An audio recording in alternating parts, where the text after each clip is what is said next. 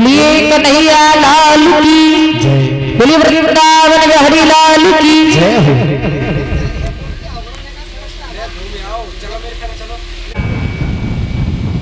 राजा हरिश्चंद्र बड़े ही दानवीर हुए।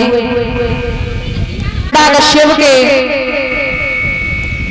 प्रहलाद हुए और प्रहलाद के बहरोचन हुए, बहरोचन के राजा बल हुए। परीक्षित महाराज, इच्छा है आपकी तो पूर्ण अवश्य होगी।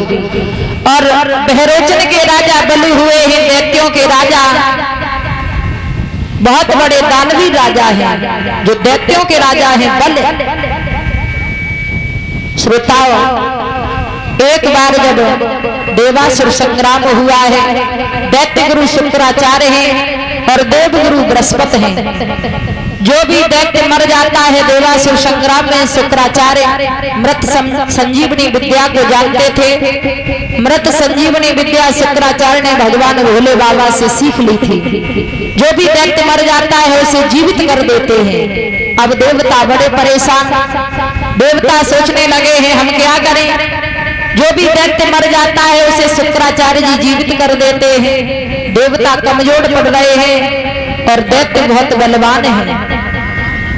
तो सभी देवता भगवान विष्णु को याद करने लगे हैं, विनती करने लगे। तो आकाशवाणी हुई है, देवता तुम समुद्र मंथन करवाओ और समुद्र मंथन में 14 रत्न है जो निकलेंगे वो हम छल से तुम देवताओं को दिलवा देंगे और दैत्यों को हम वो रत्न नहीं दिलवाएंगे। उसी में अमृत निकलेगा, अमृत भी हम तुम देवताओं को पिला देंगे, तुम अमर हो जाओगे।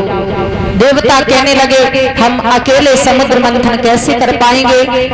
तो भगवान कहने लगे हैं तुम दैत्यों को अपनी बातों में बहलाओ और ये कहो भैया हम मिलके समुद्र मंथन करेंगे, जो भी रत्न है हम बांट लेंगे आधे आधे।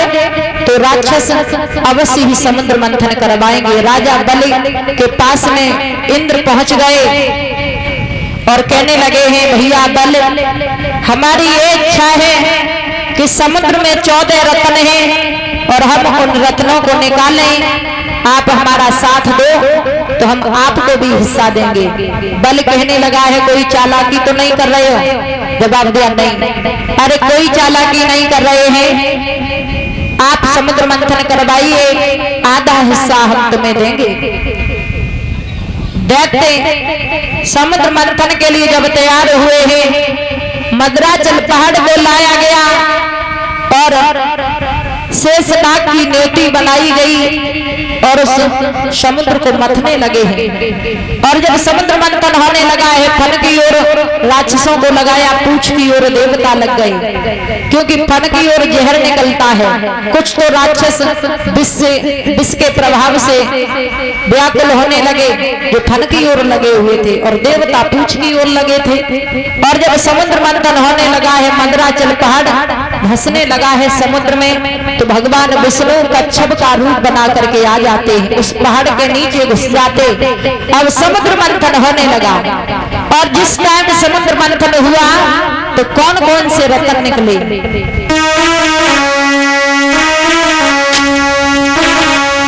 केसरी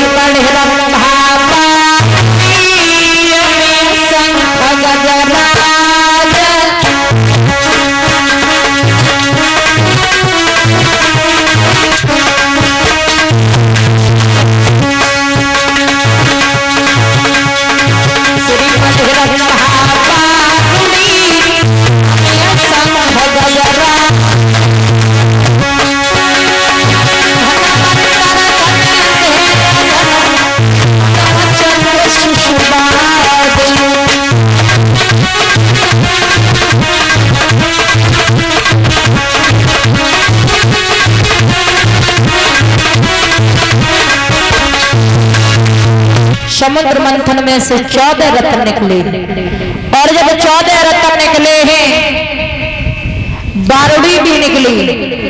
श्री मणि रंभा, श्री माने लक्ष्मी जी निकली समुद्र मंथन में। श्रोताओ, लक्ष्मी मैया निकली। श्री मणि कौस्तुभ मणि निकली, रंभा नाम की अप्सरा निकली। श्री मणि रंभा बारूदी बारुड़ी यानी शराब निकली, दारू समुद्र मंथन में निकली। श्रीमद्रंभा बारुड़ी, कल्प वृक्ष निकला, उच्च सर्वा घोड़ा निकला, हाथी निकला और धनवंतर जी अमृत का कलश लेकर के निकले। धनवंतर और जब अमृत का कलश लेकर के निकले हैं, एक हलाहल विष का कलश निकला। अब तो विष को देख करके दोनों पक्ष घबराने लगे, भला इस विष का पान कौन करेगा। सभी दैत्य और देवताओं ने कहा जो भी इस विष का पान करेगा वो हम सभी में सर्वश्रेष्ठ होगा। तो भगवान भोले बाबा आ जाते हैं, जवाब दिया इस विष का पान हम करेंगे। भगवान भोले बाबा ने कहा, भोले बाबा को देवादिदेव महादेव इसलिए कहा गया है, जब विष को पान किया तो उस पात्र में जो थोड़ा सा विष रह गया, जैसे किसी पात्र में आप जल को पियो और उस पात्र में थोड़ा बहुत रह ही जाता है, उसी प्रकार से जहर रह गया और जो जहर बचा उसमें से किस किस ने लिया।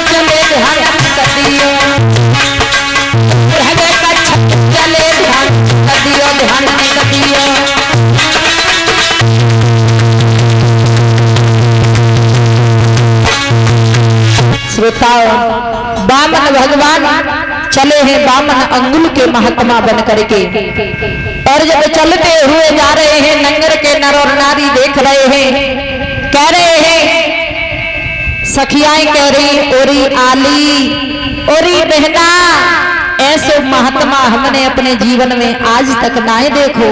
देख ले बहना कितना सुंदर महात्मा है।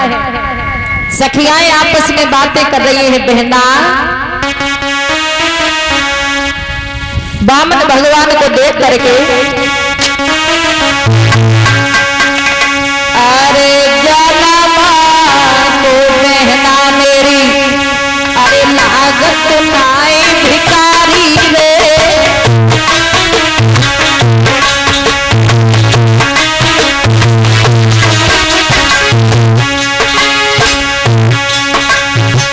जनमा को गैया मेरी लागत नाई भिखारी रे।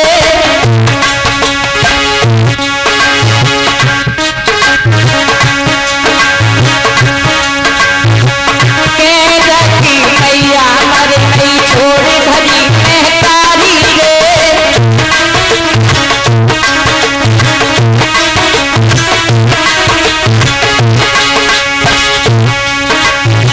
ताई के गम में बहना बनी गो आज भिखारी रे।